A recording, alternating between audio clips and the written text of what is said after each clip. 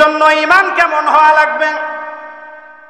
ঈমানটা এমন মজবুত হওয়া লাগবে যে ঈমান থাকলে পারে কোনোদিন আপনি খারাপ কাজ করবেন না, শিরক করবেন না, বেদাত কোনো কাজ করবেন না, গুনার কাজ করবেন না, প্রয়োজনে জীবন দিবেন তবুও ঈমান হারা হওয়া যাবে না। উদাহরণস্বরূপ মনে করেন আপনি হয়তো এখান থেকে বগুড়ায় যাওয়ার সময় দুপচাচিয়া ব্রিজের কাছে বিশাল একটা পাথর পাইলেন, যে পাথরের দাম কয়েকশো কোটি টাকা হবে। ওই পাথরটা বিক্রি করলে মনে করেন এরকম আক্কেলপুর থানারও সমপরিমাণ একটা জায়গা কেনা যাবে। এখন আপনি বলেন এই পাথরটা যদি আপনার কাছে আপনি রাখেন তাহলে এরকম সম্ভাবনাও কিন্তু আছে, আপনার বাড়িয়ালি সুযোগ পাইলে পাথরটা নিয়ে চলে যাওয়ার সম্ভাবনা আছে না নাই?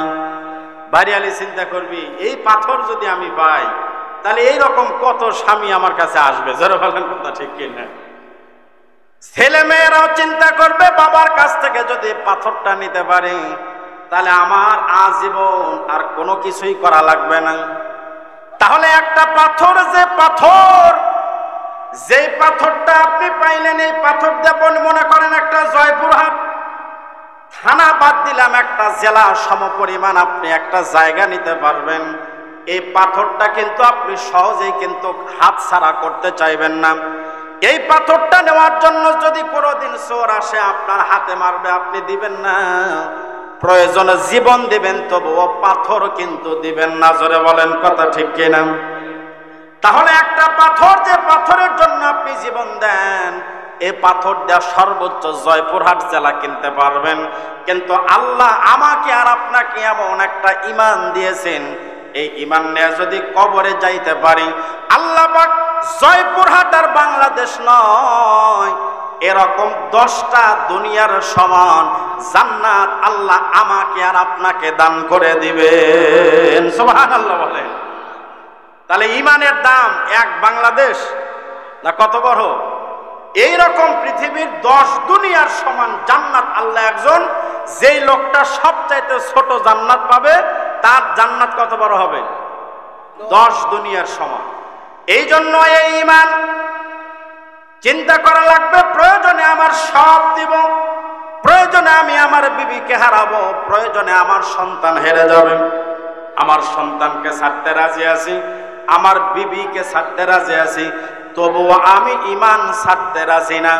ফিলিস্তিনের মা, ফিলিস্তিনের এমন ঘটনা, বাবা হয়ে নিজের চোখের সামনে সন্তান হত্যা হয়ে গেছে, নিজের চোখের সামনে দেখেছে, নিজের বিবি নিজের হাতে ছিল, এমন একটা বুলেট এসে, এমন একটা বোমা এসে বিবির মাথায় পড়ল, বিবিটা সঙ্গে সঙ্গে মারা গেল। এমন ঘটনা ফিলিস্তিনে অহরহ ঘটছে। কি বলেন আপনারা?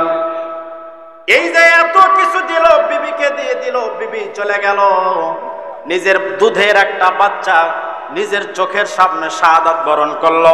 এরপরও ফিলিস্তিনের মুসলমানরা ঈমান দেয় নাই, কারণ একদিন বউ পাওয়া যাবে, একদিন সন্তান পাওয়া যাবে, কিন্তু যদি মৃত্যুর সময় ঈমান নিয়ে কবরে না যায়, ওই দিন জান্নাত তো দূরের কথা, বিবি বাল বাচ্চা কোনোটাই পাওয়া যাবে না। জোরে বলেন কথা ঠিক কিনা?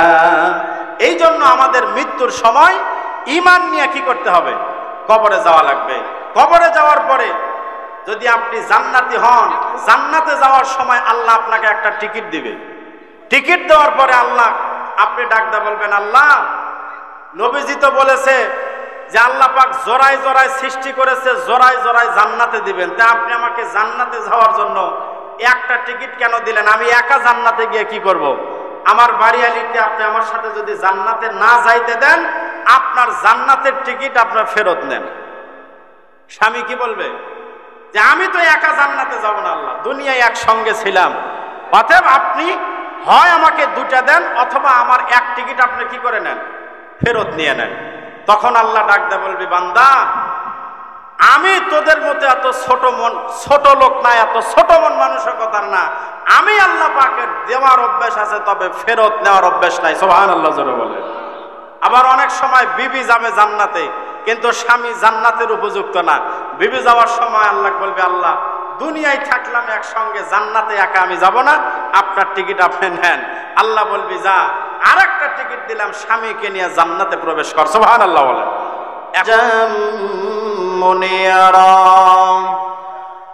فقد قال الله تعالى في كلامه المجيد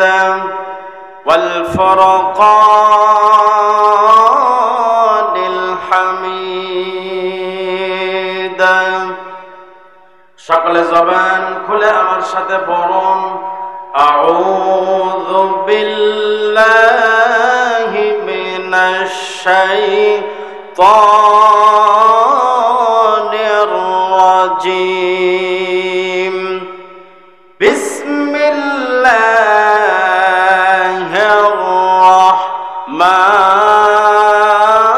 রাহমানির রাহিম। ইন্নাল্লাযীনা ক্বালু রাব্বুনাল্লাহ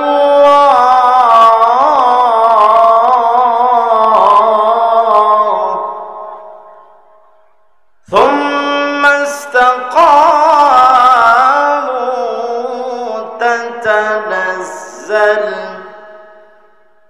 تتنزل عليهم الملائكة ألا تخافوا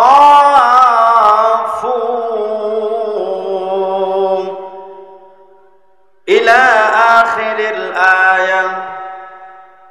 وقال النبي صلى الله عليه وسلم المؤمنون كرجل واحد إن الله وملائكته يصلون على النبي يا أيها الذين آمنوا صلوا عليه وسلموا تسليما اللهم سيدنا مولانا محمد وعلى آل سيدنا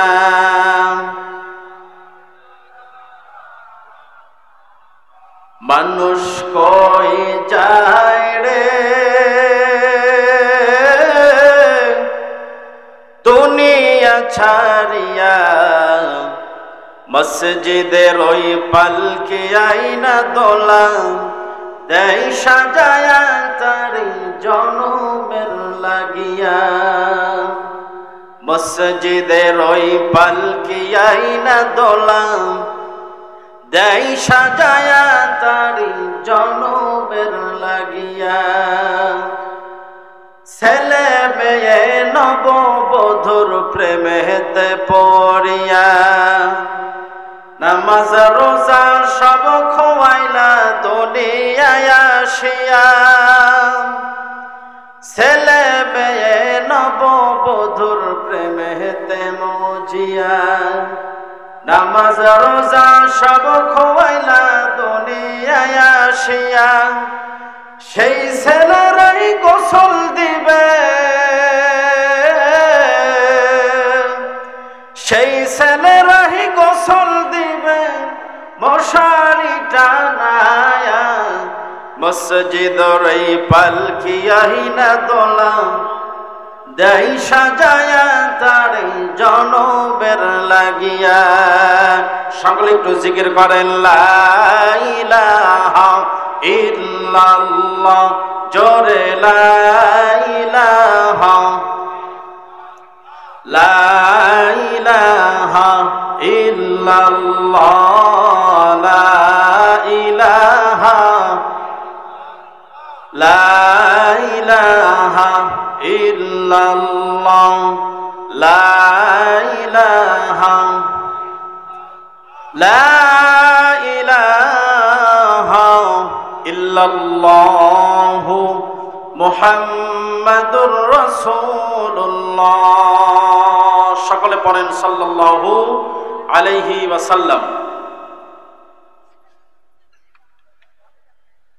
আলী মাহমুদপুর মধ্যপাড়া জামে মসজিদ কর্তৃক আয়োজিত আজকের এই তাফসিরুল কোরআন ও ওয়াজ মাহফিলের সম্মানিত সভাপতি জনাব আলহাজ মোহাম্মদ তোজাম্মেল হোসেন মাস্টার, আজকের মাহফিলের সম্মানিত প্রধান অতিথি জনাব আলহাজ মোহাম্মদ হাবিবুর রহমান, আজকের মাহফিলের সম্মানিত প্রধান বক্তা আন্তর্জাতিক নন্দিত মুফাসসির কোরআন আলহাজ মুফতি মাওলানা বজলুর রশিদ মিয়া, আজকের মাহফিলের সম্মানিত আমার পূর্বের আলোচক হাফেজ মাওলানা মোহাম্মদ ফারুক হোসেন সহ মাগরিবের নামাজের পর থেকে নিয়ে আপনাদের সামনে যারাই কোরআন হাদিস থেকে কথা বলেছেন এবং আজকের মাহফিলের সম্মানিত ইন্তেজামিয়া কমিটি যারা দিন রাত অক্লান্ত পরিশ্রম করে এত সুন্দর একটা জান্নাতের বাগান লাগাইলেন, আমি আমার আলোচনার শুরুতেই আমার সামনে যারা বসে আছেন এবং পর্দার অন্তরালের আমার যে সকল সম্মানিতা মা বোনেরা আছেন,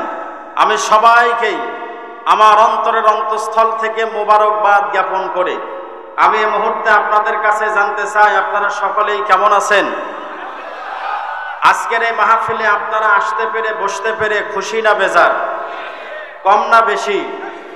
যদি থাকেন খুশি মুখে নিয়ে হাসি, উঁচু করে কাল্লা আওয়াজ দিয়ে পড়েন আলহামদুলিল্লাহ।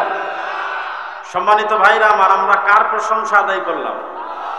আল্লাহর প্রশংসা আদায় করলে লাভ কার, আল্লাহর না বান্দার? তাহলে একটু উল্টা হয়ে গেল না?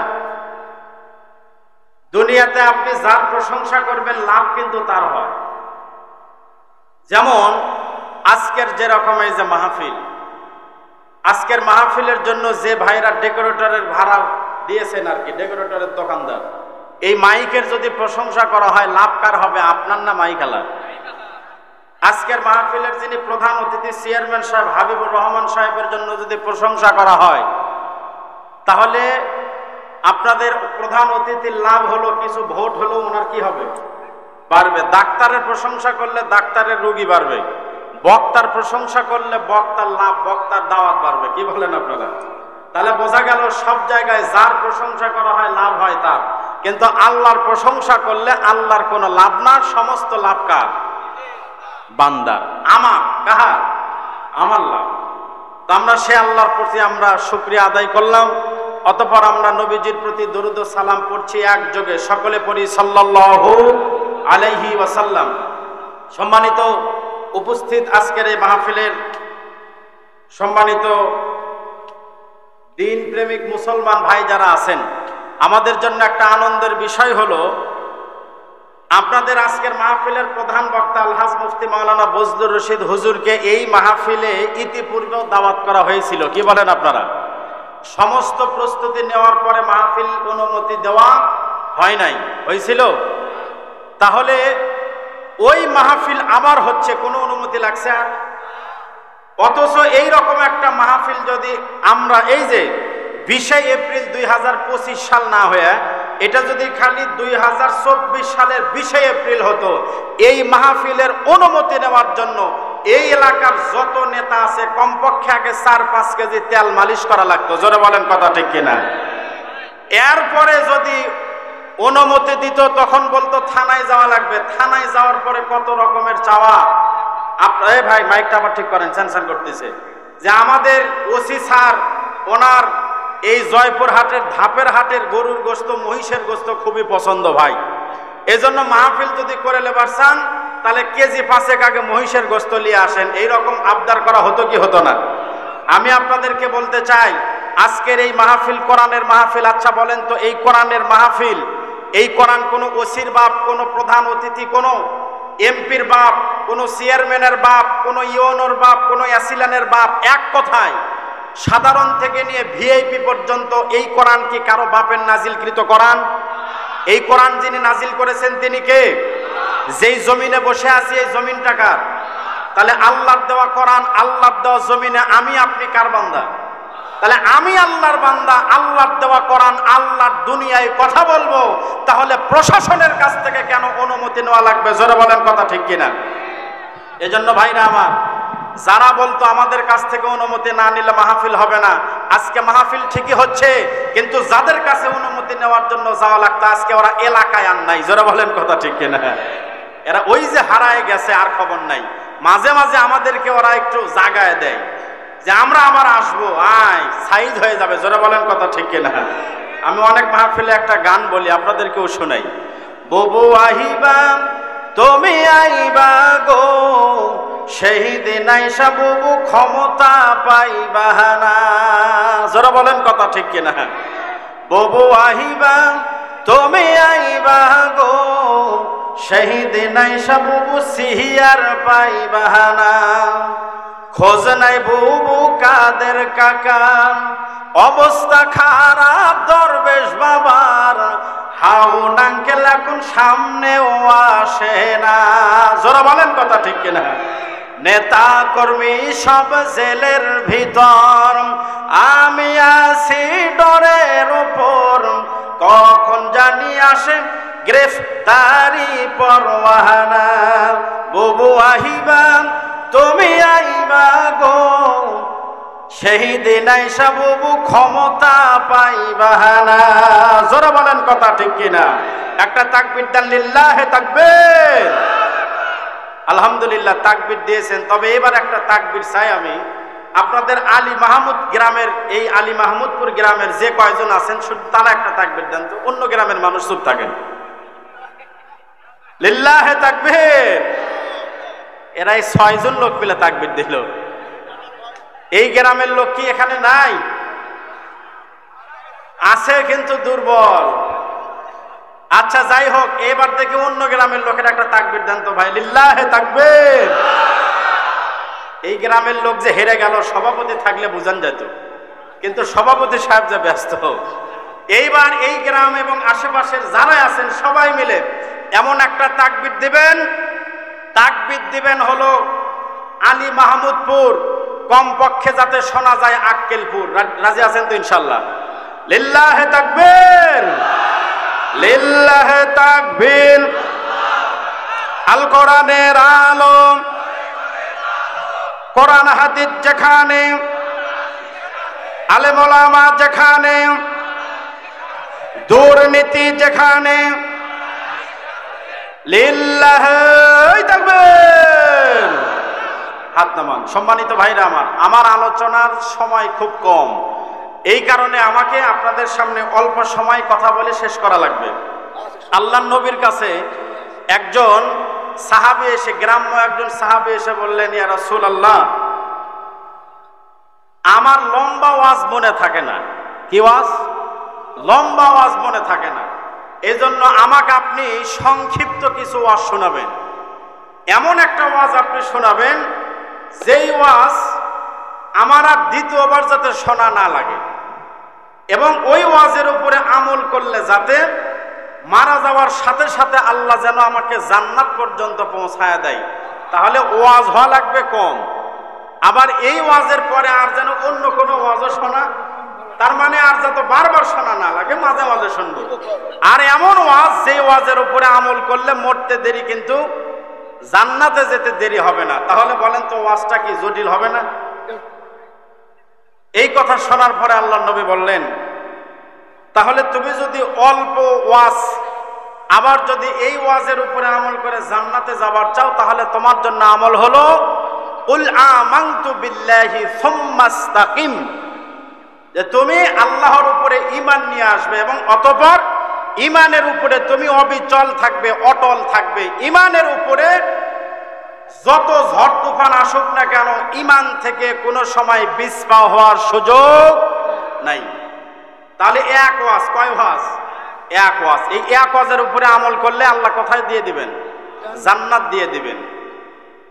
এখন কথা হলো, আমাদের ঈমানের কি অবস্থা ভাই? আমাদের ঈমানের অবস্থা ভালো না খারাপ? ভোটের সময় আপনাদের যেমন পার্শ্বে ধাপের হাট, প্রত্যেক বৃহস্পতিবারে গরু ছাগল উঠে, আমাদের 5 বছর পর পরে মানুষের ঈমান বিক্রি হয়। জোরে বলেন কথা ঠিক কিনা? কেউ 500 টাকা দিয়ে ভোট বিক্রি করে, কেউ 200 টাকা, কেউ 1 কাপ চা খেয়ে ভোট বিক্রি করে দেয়। তাহলে এই ঈমান দিয়ে বলেন তো জান্নাতে যাওয়া যাবে? এই জন্য ঈমান কেমন হওয়া লাগবে? ইমানটা এমন মজবুত হওয়া লাগবে যে ইমান থাকলে পারে কোনোদিন আপনি খারাপ কাজ করবেন না, শিরক করবেন না, বেদাত কোনো কাজ করবেন না, গুনার কাজ করবেন না, প্রয়োজনে জীবন দিবেন তবুও ইমান হারা হওয়া যাবে না। উদাহরণস্বরূপ মনে করেন আপনি হয়তো এখান থেকে বগুড়ায় যাওয়ার সময় দুপচাচিয়া ব্রিজের কাছে বিশাল একটা পাথর পাইলেন, যে পাথরের দাম কয়েকশো কোটি টাকা হবে। ওই পাথরটা বিক্রি করলে মনে করেন এরকম আক্কেলপুর থানার সমপরিমাণ একটা জায়গা কেনা যাবে। এখন আপনি বলেন এই পাথরটা যদি আপনার কাছে আপনি রাখেন তাহলে এরকম সম্ভাবনাও কিন্তু আছে, আপনার বাড়িয়ালি সুযোগ পাইলে পাথরটা নিয়ে চলে যাওয়ার সম্ভাবনা আছে না নাই?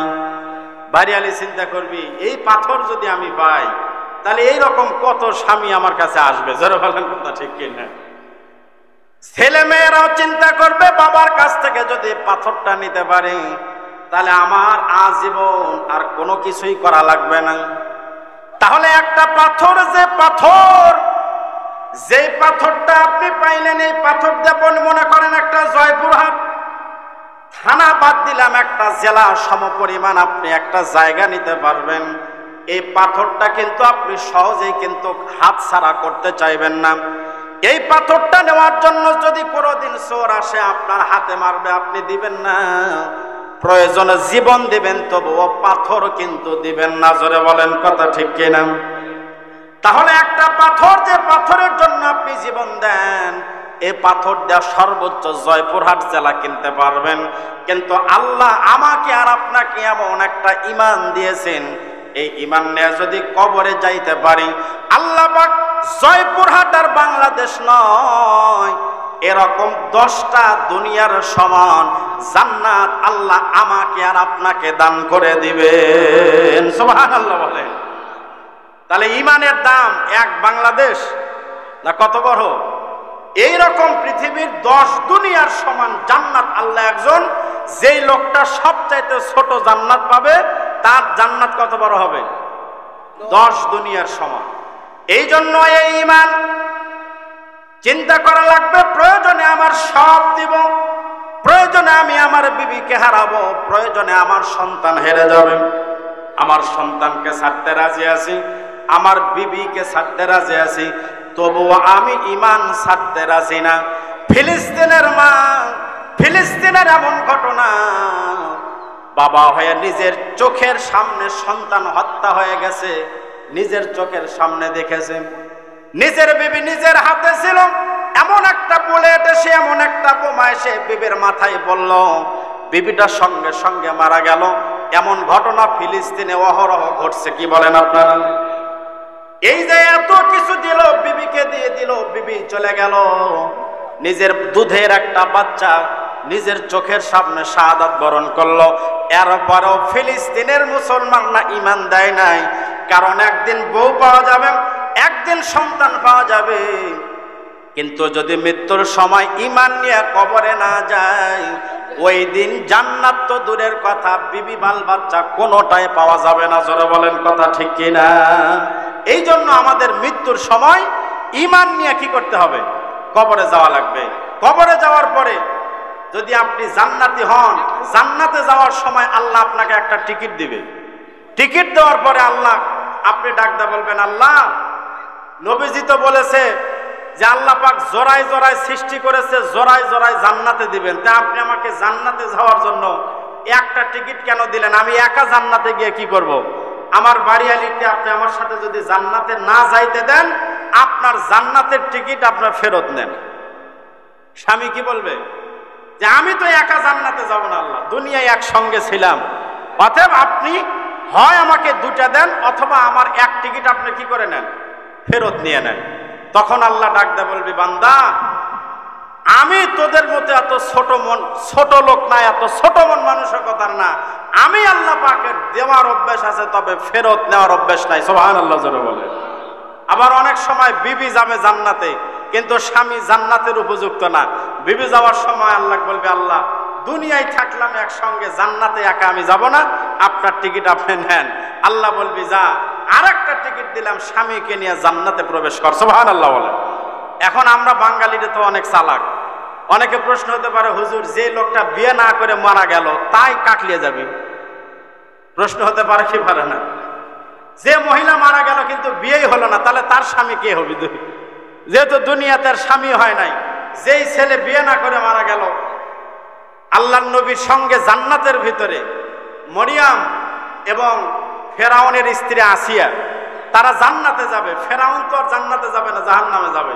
এই কারণে জান্নাতের মধ্যে আল্লাহ পাক এই দুইজন মহিলার বিবাহ আল্লাহর নবীর সঙ্গে আল্লাহ পড়ায় দিবেন। সুবহানাল্লাহ বলেন। এই জন্য আপনি যখন জান্নাতে যাবেন, ওই সময় আল্লাহ পাক, যার বিয়ে হয় নাই, আপনারও বিয়ে হয় নাই মনে করেন, আল্লাহ পাক জোড়া একটা দিয়ে তারপরে আল্লাহ জান্নাতে প্রবেশ করায় দিবেন। সুবহানাল্লাহ বলেন। এই জন্য ভাই, এই ঈমানটা এত সহজ নয় আপনি যেখানে সেখানে দিবেন। এই ঈমানটা কেমন হওয়া লাগবে? একজন সাহাবীর ইতিহাস বললে আপনাদের একটু বুঝতে সহজ হবে। আল্লাহর নবীর একজন সাহাবী, নাম হচ্ছে আব্দুল্লাহ ইবনে হুযায়ফা। কি নাম?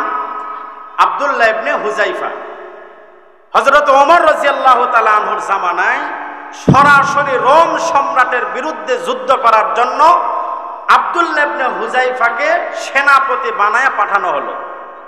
আব্দুল্লাহ ইবনে হুযায়ফা মুসলমানদেরকে সঙ্গে করে নিয়ে যখন রোম সম্রাটের যুদ্ধ করার জন্য যখন রোম সাম্রাজ্যে প্রবেশ করলো, তখন এই সংবাদটা যেই মাত্র রোম সম্রাটের বাদশার কানে গেছে, মুসলমানরা আমার রাজ্যে যুদ্ধ করার জন্য আসছে। এমন সময় রোম সম্রাটের বাদশা তার সেনাপতিকে ডাক দা বলল, দেশের সেনা প্রধানকে ডাক দা বলল, আমি শুনেছি মুসলমানদের ঈমানটা নাকি খুবই মজবুত। মুসলমান নিজের জীবন ত্যাগ করে দিবে, মুসলমান তার নিজের জীবন ত্যাগ করবে, বিবিকে বিধবা বানাবে, সন্তানকে এতিম বানাবে, মুসলমান সমস্ত সম্পদ দিয়ে দিবে, তবুও মুসলমান ঈমান হারা হবে না। এই জন্য আমার মন চায় মুসলমানের ঈমানটা কেমন একটু পরীক্ষা করব। সেনা প্রধানকে ডাক দেয়া বলল, সেনা প্রধান, এই যুদ্ধের মধ্যে বিজয় হোক পরাজয় হোক এটা আমার জানার কোনো দরকার নাই। আমার অর্ডার হলো জীবিত কিছু মুসলমানকে আমার সামনে নিয়ে আসবা। আমি জীবিত কিছু মুসলমানদের ঈমানটা পরীক্ষা করে দেখতে চাই, দেখি তো মুসলমানদের ঈমানটা আসলে কেমন তরুতাজা। আসলেই মুসলমান কোনোদিন মুসলমানে মাইরা পিটে কি মুসলমানের ঈমান নষ্ট করা যাবে? যারা বলেন, মুসলমানে কষ্ট দিয়া মুসলমানের ঈমান ধ্বংস করা যাবে না। মুসলমানের জীবন যাবে, ঈমান যাবে না, এরই নাম হলো মুসলমান। কি বলেন আপনারা? কিন্তু মুসলমানের ঈমানের উপর মুসলমানকে দুর্বল ভেবে কেউ যদি আঘাত করতে আসে, মুসলমান তাদেরকে ছাড় দিবে। এক লোক গেছে হলো চিড়িয়াখানায়, যাওয়ার পরে ওই বেচারা শুনছে যে সবচাইতে পশুর ভিতরে রাজা হলো সিংহ। আমরা তো সবাই জানি। এখন চিড়িয়াখানায় ঢোকার পরে দেখে সিংহ ঘুম পাড়তেছে। তখন মনে হয়েছে সিংহ যদি এতই পশুর রাজা হয়, তো যেভাবে ঘুম পাড়তেছে এক তো শিয়াল মনে হচ্ছে আমার। এই মনে করে হাতের কাছে ছিল একটা ছাতা, ছাতা দিয়ে ওই দেখবেন চিড়িয়াখানায় ফুটা থাকে না, এই ছাতার কানিতে যেই মাত্র ভিতরে ঢুকে ওই সিংহকে একটু ঘুতে দিছে, সিংহ এমন জোরে হুঙ্কার ছাড়ছে, এক জায়গায় ছাতা, এক জায়গায় লুঙ্গি, এক জায়গায় জুতো থুয়ে দৌড় মারছে। জোরে বলেন কথা ঠিক কিনা? এজন্য মুসলমান চুপচাপ আছে দেখে তোমরা মনে করো না মুসলমান থেমে গেছে। মুসলমানরা যদি একবার জাগে, ইহুদি খ্রিস্টানরা ইসরায়েলরা পালানোর জায়গা খুঁজে পাবে না। জোরে বলেন কথা ঠিক কিনা? মুসলমানদের বিজয় কোনোদিন অস্ত্র দিয়ে কোনোদিন হয় নাই। মুসলমানদের বিজয় হয়েছে হলো ঈমান দিয়ে। কি বলেন আপনারা? বদরের যুদ্ধের সময় মুসলমান ছিল 313, কাফেররা ছিল 1000-এর অধিক। বিজয় আল্লাহ কাদেরকে দিয়েছিলেন? মুসলমানদের বিজয়। কারণ মুসলমানরা কোনোদিন তারা অস্ত্রের উপরে ভরসা না, মুসলমানদের ভরসা হতে হবে কার উপরে? আল্লাহর উপরে। আব্দুল্লাহ ইবনে হুযায়ফাকে পাঠিয়ে দিল। ওই সময়ের সবচাইতে পাওয়ারফুল রাষ্ট্র হলো রোম সাম্রাজ্য, বর্তমান যেমন আমেরিকা। মুসলমানদের রাজ্যে ঢুকে গেলেন। রোম সম্রাটের নির্দেশ অনুযায়ী সেনা প্রধান এবার মুসলমান একদল কাফেলাকে বন্দী করে জেলখানার মধ্যে তারা পাঠিয়ে দিল। এই কাফেলার মধ্যে আব্দুল্লাহ ইবনে হুযাফাও গ্রেফতার হয়ে গেল। সেনাপ্রধান রোম সম্রাটকে ডাকতে বলল, রোম সম্রাট, আপনার নির্দেশ অনুযায়ী আমরা জীবিত কিছু মুসলমানদেরকে আমরা জেলখানার মধ্যে বন্দী করেছি। আপনি যদি অনুমতি দেন তাহলে আমরা আগামীকাল সকালবেলায় আপনার